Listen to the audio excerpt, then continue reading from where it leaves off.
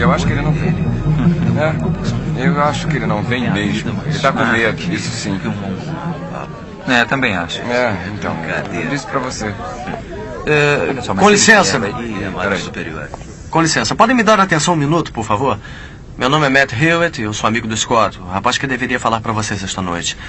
Devido a alguns problemas com o Scott e a um grande mal-entendido, Scott não poderá fazer sua apresentação hoje. Já entendi. Eu vim para pedir desculpas pelo Scott. Ele pede desculpas pelo transtorno que possa haver causado. O que houve? Ele ficou com medo? Scott apenas não está pronto para fazer a apresentação. Ele se apavorou, é mole? Ele parecia bem confiante quando nos desafiou. Olha, o que realmente aconteceu foi que eu encontrei um trabalho escrito por um aluno, Jeffrey Bartell, há 50 anos. Do que tratava? Bartell fez uma tese apresentando versículos bíblicos que achava que nos diziam quando o mundo iria acabar. Scott encontrou o trabalho e achou que seria um bom tema para debater aqui. Infelizmente, ele achou que não estava suficientemente familiarizado com o assunto para falar a respeito hoje. E você está familiarizado com o tema? Como disse? Perguntei se está familiarizado com o tema. Familiarizado com o quê? Com o tema.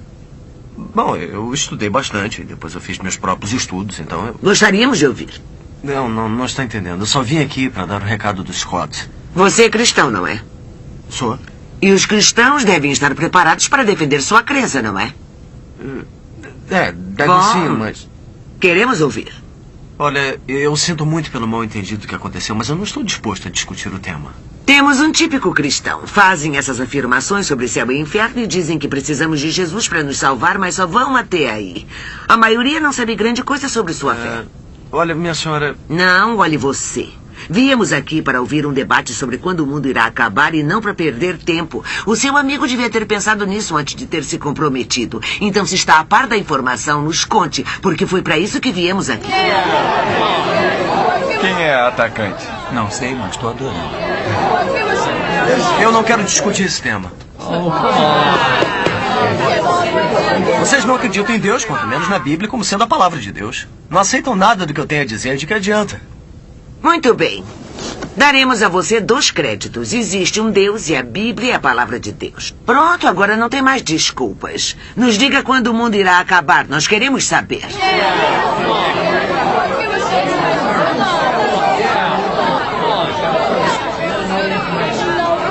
É isso aí, também quero saber. Antes de tudo, ninguém sabe o dia e a hora que Cristo irá voltar e quando o mundo irá se acabar. A Escritura deixa isso claro. Foi o que eu imaginei. Porém, a Bíblia diz que poderemos reconhecer os tempos e a estação que cercam sua vinda. E as condições estão oportunas para esse evento ocorrer. E agora vai nos dizer que esse tal de Bartell fala disso em virtude das doenças e da imoralidade estarem se disseminando e por haver guerras e rumores de guerras e mais terremotos do que tivemos antes. Por isso Jesus chegará em breve. Já ouvimos isso antes. Não. Sim, Bartell fala nisso tudo, mas o trabalho dele é bem mais profundo do que isso. Acontece que para Bartell, a Bíblia é o maior livro já escrito. Sua mensagem é tão simples que pode ser resumida em alguns versículos e ao mesmo tempo é um livro de tanta profundidade que pode se passar a vida estudado e jamais descortinar toda a sua verdade. A teoria de Bartell sobre quando acha que o mundo irá se acabar começa com o versículo que leu em Isaías capítulo 46, onde a Bíblia diz que Deus declara o fim desde o princípio. Em Isaías capítulo 48, uma passagem similar aparece. Para Bartell, esse foi um pensamento interessante e isso conduziu ao início, ao Gênesis, capítulo 1, a história da criação. Bartell estudou tal capítulo e começou a se fazer a seguinte pergunta. Por que Deus criou o mundo em 6 dias e descansou no 7º? Provavelmente para jogar golfe com meu pai. Pode nos parecer uma coisa trivial, mas incomodou a Bartell. Eu aprendi na escola dominical que foi para estabelecer a semana de trabalho. Bartell não acreditou nisso. Ele achou que não era isso e passou muito tempo pensando na questão. Por que Deus levou 6 dias para criar o mundo quando poderia ter feito isso num segundo, num piscar de olhos? Mas não, ele levou 6 dias. Por quê? Bartell começou a estudar as palavras dia e dias na Bíblia e encontrou algumas passagens muito interessantes relativas a isso. Ele concluiu que talvez Deus estivesse indicando ao homem quanto tempo ele teria na Terra. Deus tem que punir os pecados e ele irá cumprir sua palavra. Essa não. Lá vem ele. Papo de Bíblia. Vão começar a usar a tática assustadora. Cuidado, gente. O papo de inferno está começando. Olha, gente, eu já disse para vocês, eu não vim aqui para debater isso. É isso mesmo. Não há o que debater. Isso é estupidez. Espere aí. Que base Bartell forneceu para que pensasse assim? Vamos. Bartel afirma que a Bíblia, principalmente o Velho Testamento, é cheia de prenúncios. Acontecem fatos na história que também ilustram algo que irá acontecer no futuro. Por exemplo, quando Abraão sacrifica o seu filho Isaque, tal fato realmente aconteceu, mas também ilustra o que Deus faria com seu filho Jesus na cruz, oferecendo-o para pagar pelos pecados do mundo. Então, por que Deus levaria 6 dias para criar o mundo? É uma pergunta interessante. Seria uma ilustração de algo que precisamos saber? Bartel acha que sim. Em 2 Pedro 3,8, e o contexto se refere à segunda vinda de Cristo, a Bíblia diz que um dia com o Senhor são 1000 anos, e 1000 anos representam um dia. O Salmo 90 diz que 1000 anos aos olhos de Deus são como se fosse ontem. Então, poderia ser que 6 dias de criação indicassem para nós que o tempo do homem na Terra seria em torno de 6.000 anos e que o 7º dia de descanso ilustrasse o reino milenar, quando Cristo voltaria à Terra para estabelecer seu reino na Terra, um tempo de justiça e de paz. Bartel documenta em sua tese como os estudiosos da Bíblia calcularam desde a época de Adão, o primeiro homem, a primeira vinda de Jesus Cristo. São aproximadamente 4.000 anos. Se esse for o caso, estaríamos vivendo o final do que o Novo Testamento chama de os últimos dias. Olha, agora eu tô com medo. A gente vai queimar no inferno, não é? Esse tal de Bartel deve ter fumado umzinho quando escreveu isso. Gente, eu só vim até aqui para dar um recado do Scott. Eu já disse que eu não devia ter levantado a questão. A teoria de Bartel não é comprovável. Eu lamento o transtorno. Tenham uma boa noite. Um momento. Você disse que Bartel especificou as passagens que apoiam sua teoria. Lamento, senhora, mas o sermão acabou. Espere, eu costumava frequentar reuniões do Clube de Filosofia quando era aluna daqui. Nós, pelo menos, dávamos à pessoa a chance de expor sua tese. As reuniões ainda são democráticas. O que é isso, gente? Isso tudo é besteira. Continue, meu jovem. Pode se expressar. O que o senhor Bartel falou? Eu não estou querendo defender nada aqui. Ora, vamos. Eu não mordo. Ele pode morder, mas eu não. Bartel enfatiza a questão de como Deus lida com o tempo na Bíblia. E quando Deus mede o tempo, ele o faz por sétimos. Deus criou o mundo em 7 dias, sendo que o 7º dia ele fez o dia do descanso. De acordo com a lei do Velho Testamento, os judeus são obrigados a descansar a cada 7 dias. E mais, na 7ª semana depois da Páscoa, eles comemoram uma grande festa e um descanso. O 7º mês talvez seja o mais importante, quando eles comemoram 3 de suas maiores festas e um descanso. A cada 7 anos, há um descanso para a terra, e a cada 49 anos, que é 7 vezes 7, eles comemoram um ano de jubileu, que é um ano de descanso para a terra e de liberdade para o povo.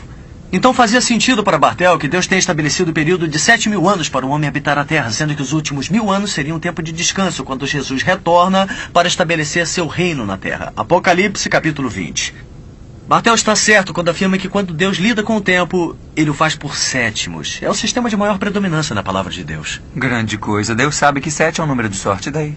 Olha, a segunda vinda de Cristo é o dia mais importante no calendário de Deus. Bartel estava convencido de que Deus queria que soubéssemos quando seria, inclusive a época. Mas ainda não citou nenhuma passagem específica que o Sr. Bartel tenha se referido. Ah, Matt, claro. Por favor, nos cite as passagens antes de irmos embora, tá bom?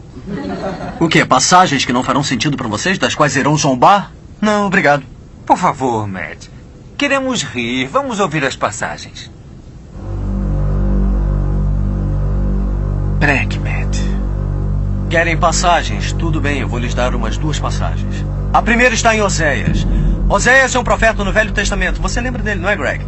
No capítulo 6, ele fala de Israel, o povo escolhido por Deus que sempre o rejeitava. A nação ia ser destruída, mas no versículo 2 ele diz: depois de 2 dias nos revigorará, ao 3º dia nos levantará e viveremos diante dele. O que significa isso? Vejam, quando Jesus veio, Israel o rejeitou como seu Messias, então ele espalhou sua nação pelo mundo todo. Então por 1900 anos não houve nação de Israel.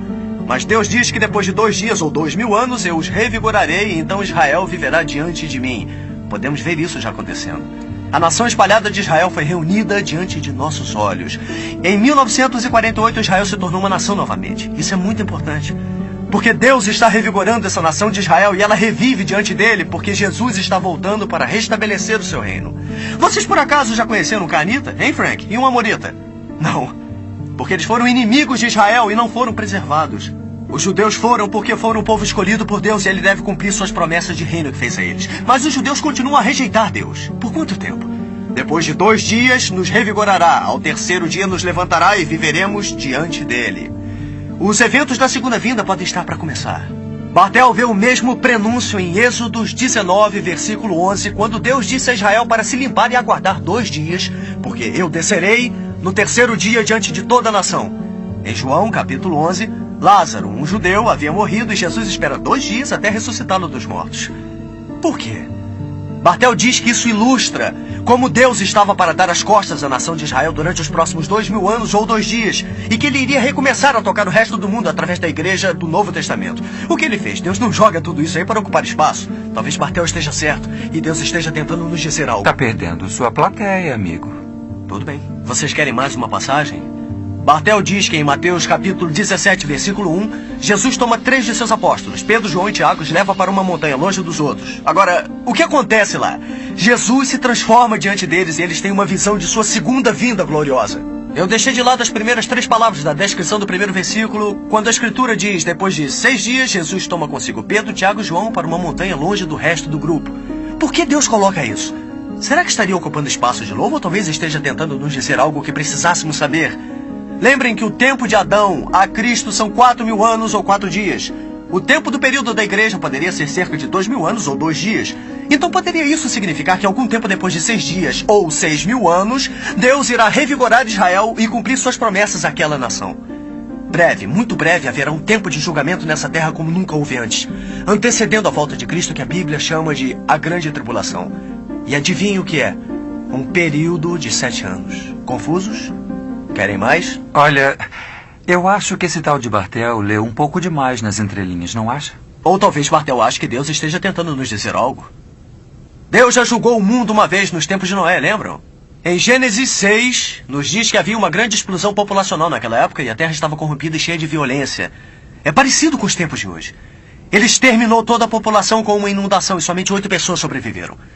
Deus julgou as cidades de Sodoma e Gomorra, não é? Por causa dos pecados, do homossexualismo e das perversões lá existentes. Parece com os dias de hoje?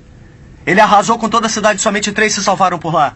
Em ambos os casos, os que não tinham fé foram tomados de surpresa, mas os crentes não foram. Eles sabiam que o julgamento estava por vir. Tá legal, tá legal. Pra mim já chega dessa matemática bíblica. Pra que serve?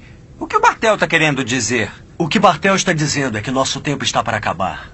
Ele acha que essa existência atual não irá continuar para sempre e que muito em breve Israel irá reconhecer Jesus como seu Messias e Cristo irá voltar à Terra para restabelecer seu reino. E você, Matt? Acredita que essa teoria de Bartel seja verdade?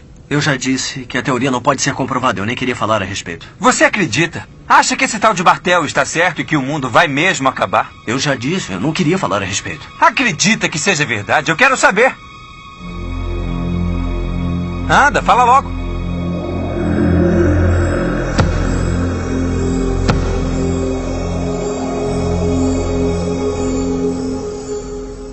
Eu não sei. Pode ser.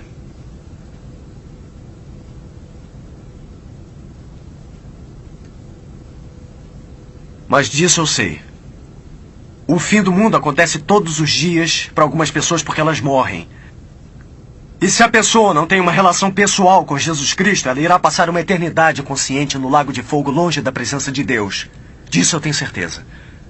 O que faz disso uma questão muito séria.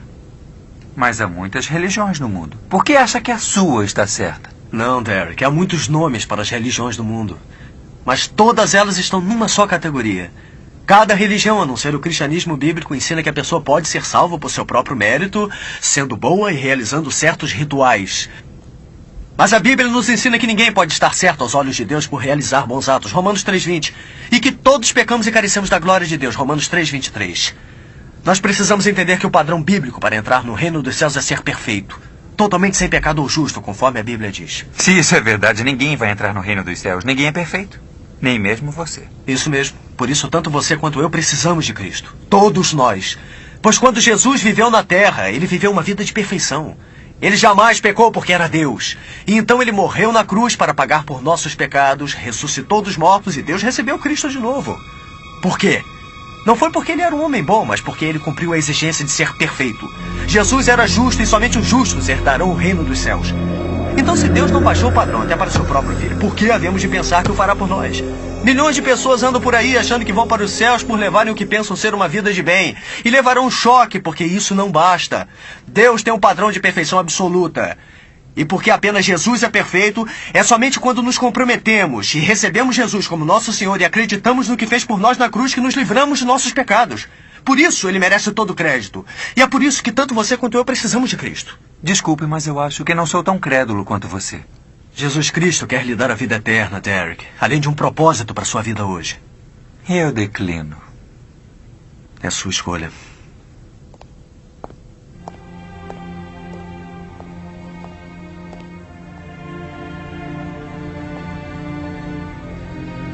Derek, gente, me avisem se tiverem respostas melhores para a eternidade.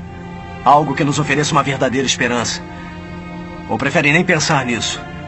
É claro que se já tem respostas para isso, não precisamos nos preocupar. Mas se o que a Bíblia diz é verdade, nossa vida eterna está em jogo e vai depender do que fizermos com Jesus Cristo em nossas vidas. Se o rejeitarmos, então ele irá nos rejeitar. Mas se humildemente o recebermos, viveremos a seu lado nos céus eternamente. Eu espero que pensem nisso. E é melhor que seja rápido, porque se o que Bartel diz estiver certo, o nosso tempo está acabando.